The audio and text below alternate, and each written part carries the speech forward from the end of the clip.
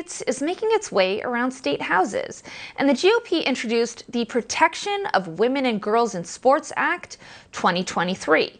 The act would make it a violation for trans women to participate in women's sports at universities. However, others argue this is a violation of Title IX, which protects against discrimination based on sex. Now, Tim Young hosts a popular podcast, which you can watch on Rumble, called Tim Runs His Mouth. And joining us right now is Tim. Thanks for being here. No problem. Thanks for having me. All right, Tim, let's talk about your recent episode. And you've been tweeting about this as well. Megan Rapinoe, the Olympic medal-winning soccer star, recently threw her support behind allowing transgender athletes in professional sports, even signing a letter to the House of Representatives. What do you make of this? Well, it's much easier for a woman to say that men can replace her. As you may recall, the U.S. women's soccer team that she was a part of lost to a bunch of 15-year-old boys at a school once.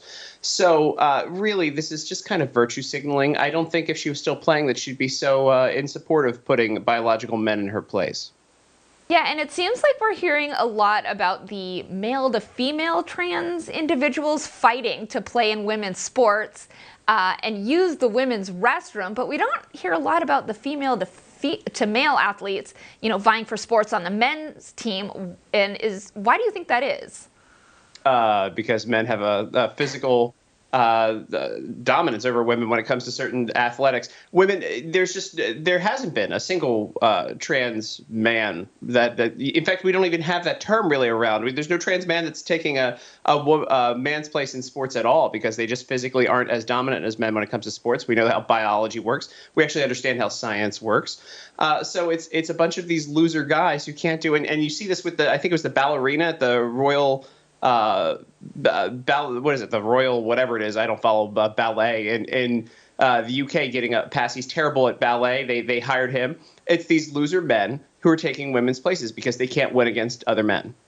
All right. Speaking of transgender stars, Dylan Mulvaney. What are your thoughts on Dylan being paid to push products made for women like Tampax? Look, I don't blame Dylan Mulvaney for making the money, right? We really, as conservatives, have made Dylan Mulvaney more of a thing than Dylan Mulvaney would be if we didn't recognize that character, right?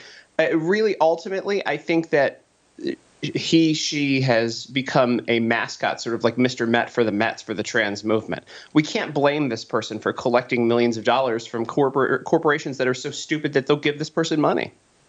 Absolutely. Well, once again, Tim Young from Tim Runs His Mouth, thank you for joining us. Thanks for having me. Minnesota is the latest state to settle a lawsuit against Juul and nicotine giant Altria.